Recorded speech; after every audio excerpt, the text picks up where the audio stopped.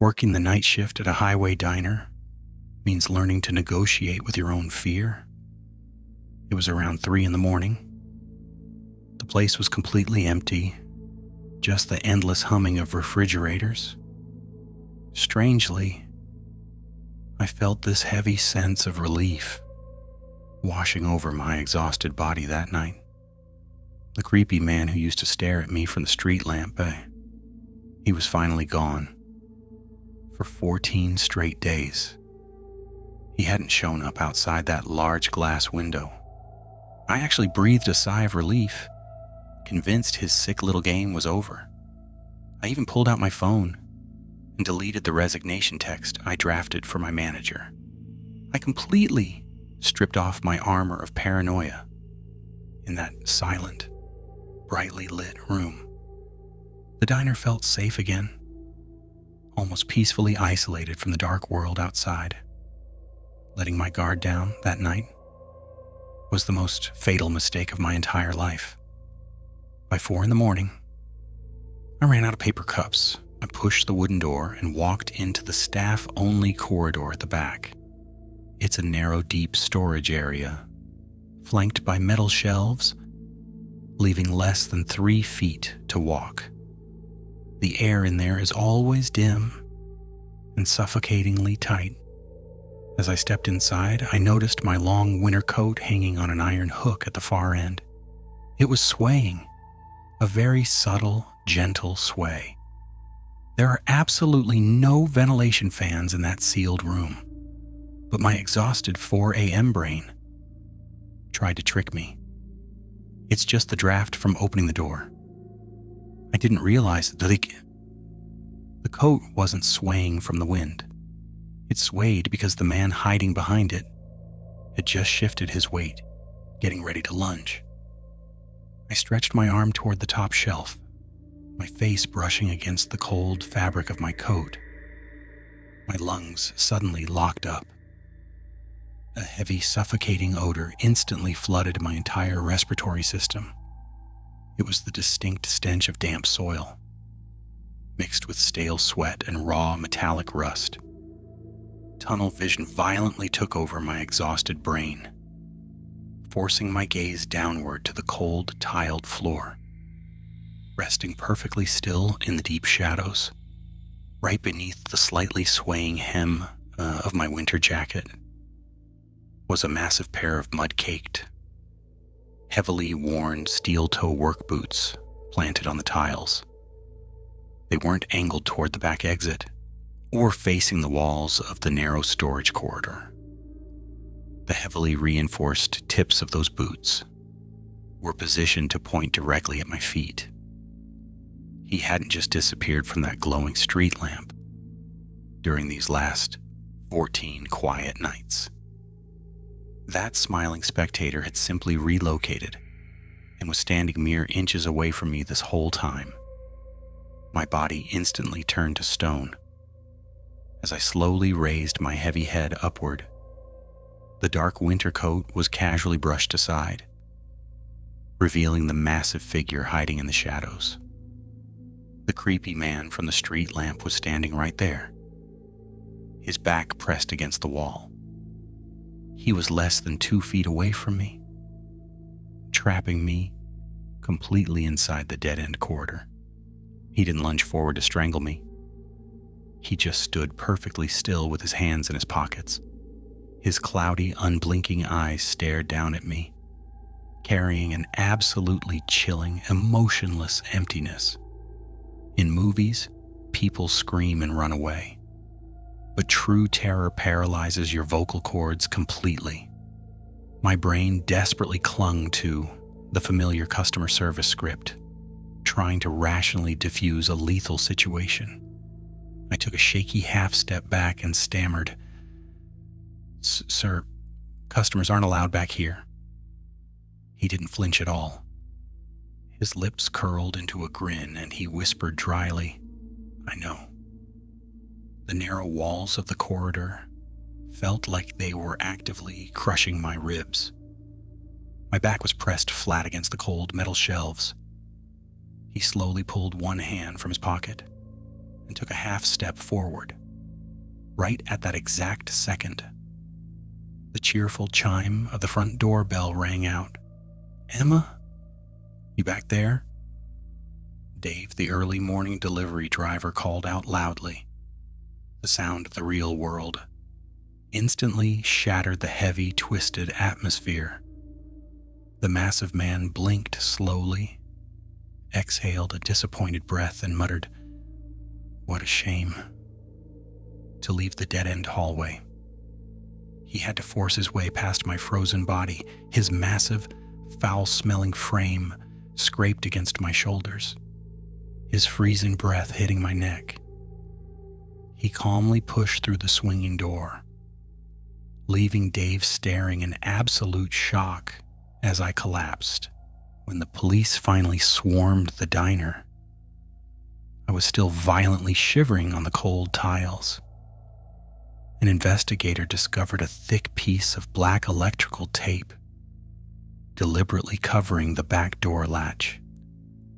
He explained that when I took the trash out earlier, I had turned my back for merely 5 seconds.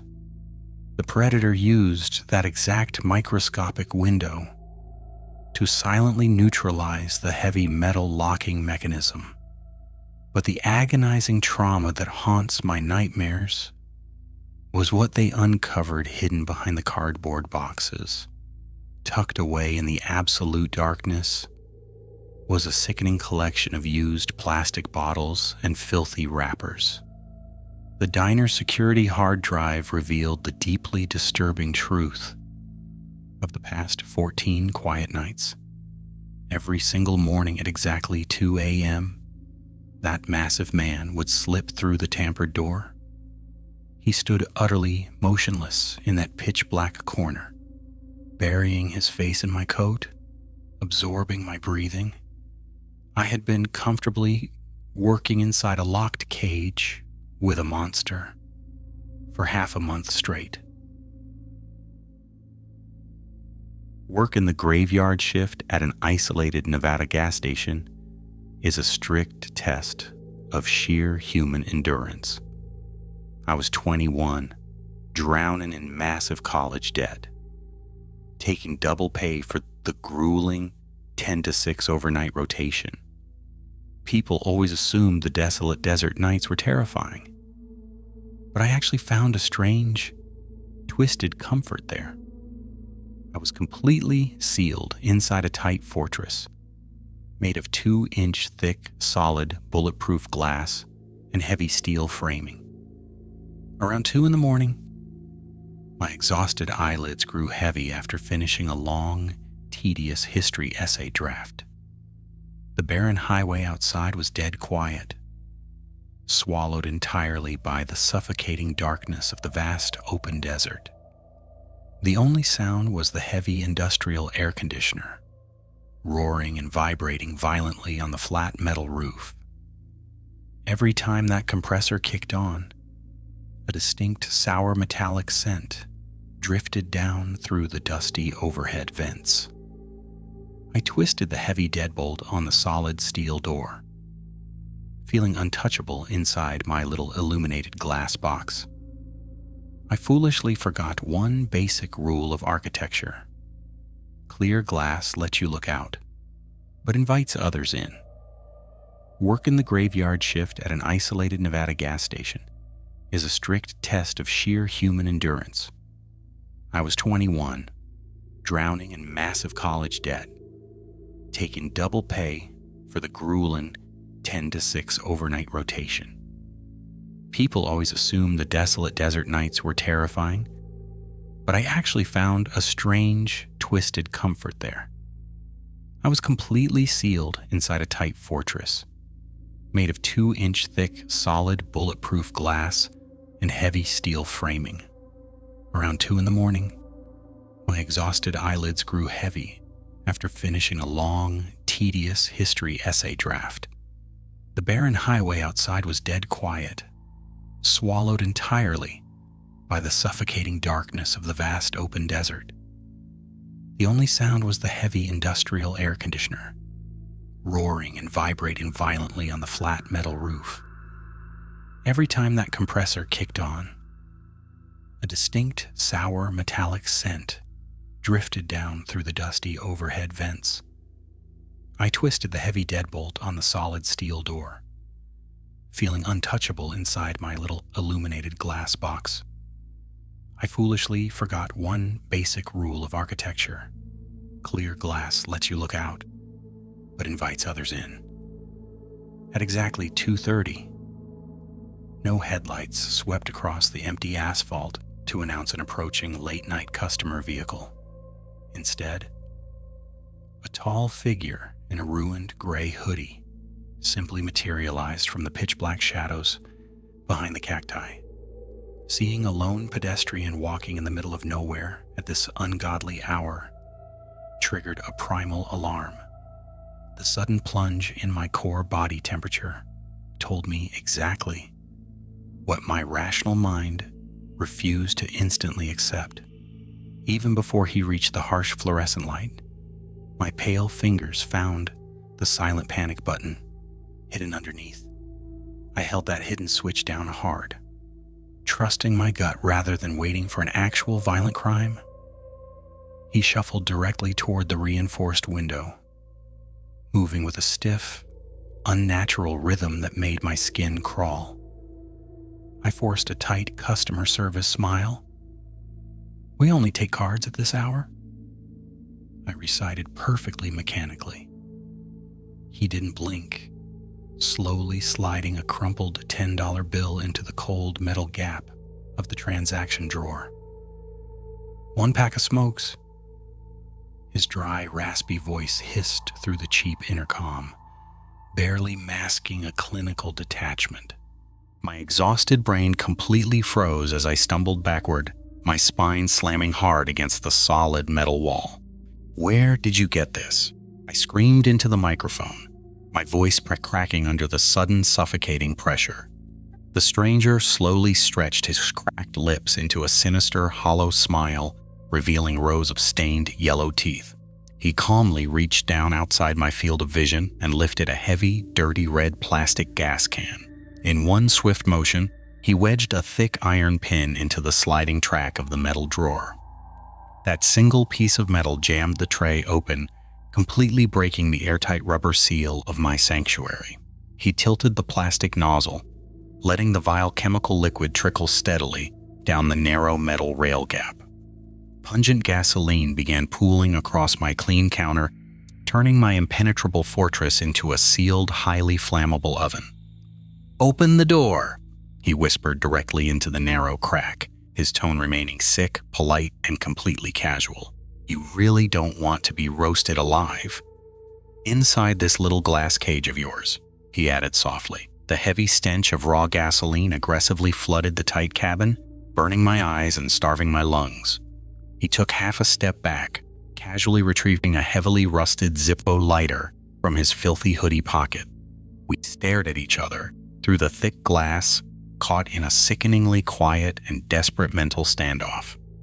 If I unlocked the steel door, he would immediately butcher me right there on the muddy brown floor. If I stayed perfectly still, all it took was one flick of his dirty thumb on that flint, just as his thumb tensed to strike the wheel. The sharp screech of heavy tires shattered the silence. A highway patrol cruiser violently swerved into the desolate lot, bathing the pavement in stark red and blue. My paranoid decision to silently alert the authorities 15 minutes ago was the only variable he hadn't calculated. The stalker paused mid-motion, his hollow eyes reflecting the spinning emergency lights with zero trace of actual panic. He smoothly pocketed the lighter and simply melted backward into the deep desert darkness like a lingering ghost. The responding officers had to practically drag my trembling, nauseous body out of that toxic, fume-filled glass box. But surviving the physical threat was absolutely nothing compared to the psychological horror they uncovered the next morning. Forensics climbed a tall ladder to inspect the flat roof, exposing a complete parasitic nest hiding up there. Tucked safely behind the massive roaring air conditioner was a soiled sleeping bag and dozens of empty cans.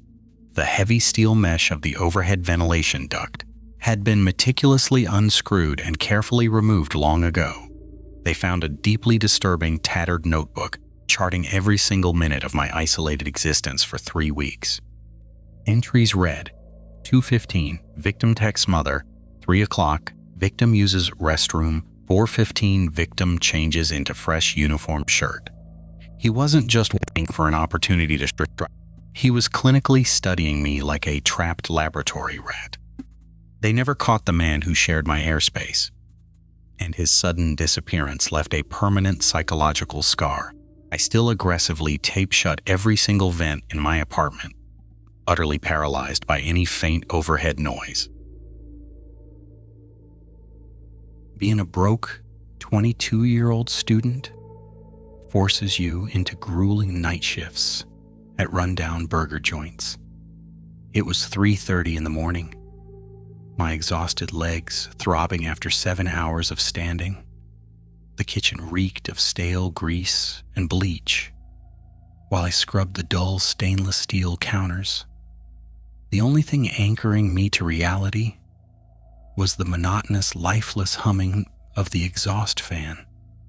I actually welcomed the heavy isolation, wrapping around me like a strangely comforting, quiet cocoon. The main doors were deadbolted, and the tiny drive-thru window felt like an absolute boundary. That little sliding glass square was my personal filter to control the dark outside world. I stubbornly clung to that false security, completely ignoring the heavy steel back door behind me. That heavy metal exit used for taking out the trash was a perfect pitch-black physical blind spot. I foolishly believed the locked front doors meant absolutely nothing could reach me from the shadows. A sharp beep erupted in my headset, making me flinch violently in the dead quiet kitchen. I mechanically recited my standard greeting, tossing words into the microphone with zero actual emotion. But the speaker only returned a harsh static, layered over a heavy, wet, and deeply wheezing breath. Seconds later, a heavily rusted, dull gray sedan slowly crept up to the window like a ghost. I slid the glass open, revealing a scruffy, middle-aged man in heavily soiled, filthy dark clothes. He refused to make eye contact, staring blankly at his steering wheel while his jaw barely moved. "Get me a cup of ice water." His raspy, broken voice hissed out into the freezing night. It was a completely absurd, bizarre request, triggering a sudden twisting knot deep in my stomach. But my desperate craving for isolation took over, pushing me toward the ice machine to finish this. I wanted this tedious, unpaid transaction over, so the creeping dread in my chest would simply vanish. I placed the sweating plastic cup on the ledge, expecting him to simply grab the freezing container. Instead, his massive, filthy hand deliberately bypassed the plastic and firmly clamped down on my wrist. The absolute revulsion hit me instantly, like a cold-blooded reptile suddenly slithering across my bare skin. His flesh was freezing cold, carrying the rough, aggressive texture of heavy industrial sandpaper. I violently yanked my arm back, my heart instantly slamming against the back of my throat. He slowly tilted his head up, locking onto me with completely hollow, dead, unblinking eyes. His stained teeth peeked through a smirk. "You look incredibly tired tonight, Sam," he whispered. My blood turned to absolute ice. I was wearing a blank gray shirt with zero name tag. He hadn't just stopped randomly. He had been hiding in the dark, watching me for days. He slowly reached down and twisted his keys, brutally killing the engine and my illusion of safety. The oxygen instantly vanished from the kitchen, my panicked brain screaming at me to dial 911 immediately. But the crushing weight of social politeness paralyzed me whispering that I was just overreacting entirely. I was terrified of losing my desperately needed job just for calling the cops on a parked customer. Swallowing the heavy knot of terror, I forced my trembling customer service voice to remain steady. "I'm sorry, sir. You absolutely cannot park in this lane," I stated, desperately trying to establish boundaries.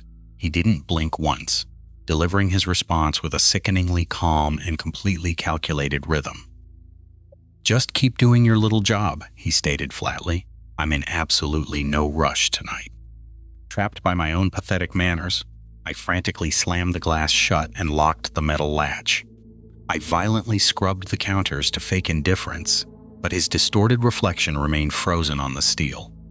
For an agonizing hour, those hollow eyes drilled into my spine while I waited like trapped prey. At 4:15, the rusty engine finally choked to life, and the sedan rolled away into the darkness. My knees practically gave out, but the lingering terror kept me completely paralyzed inside the kitchen. I refused to use the back door for the trash, curling into a tight ball in the corner instead. Near 5 o'clock, the heavy, familiar rumbling of Marcus's bread delivery truck echoed through the alleyway. I heard the distinct, heavy crunch of large tires on gravel. Pure relief flooding my exhausted system. Grabbing the heavy black trash bags, I eagerly shoved the steel back door open into the freezing air. I took 3 steps around the massive green dumpster. "Hey, Mar." The words died in my throat. There was no warm yellow truck, only that rusted sedan idling silently in the pitch-black corner. He had punctured his exhaust pipe, perfectly mimicking a massive truck engine to lure me outside. A massive shadow lunged forward. I hurled the heavy trash bags and violently yanked the steel door shut. The heavy door slammed shut, right as his massive palm struck the exterior steel with bone-rattling force. I threw the deadbolt and collapsed onto the filthy tiles, sobbing uncontrollably as the dispatcher answered 911. By the time sirens swarmed the parking lot, he had completely melted back into the desert night. But the pale officer reviewing the overhead drive-thru camera returned with a deeply horrifying revelation. The high-angle security footage completely exposed his back seat, showing a meticulously prepared, clinical nightmare inside. His rear seats were entirely ripped out, replaced with thick, heavy layers of transparent industrial plastic sheeting. Resting perfectly still on his passenger seat was a fresh roll of heavy-duty silver duct tape. Sitting there for an hour wasn't a game. He was patiently waiting to claim me at the end. If I'd taken one more step past that dumpster, I would be another nameless face on a missing poster. 4 years later, safely working a boring day job, any rumbling truck engine still paralyzes my soul.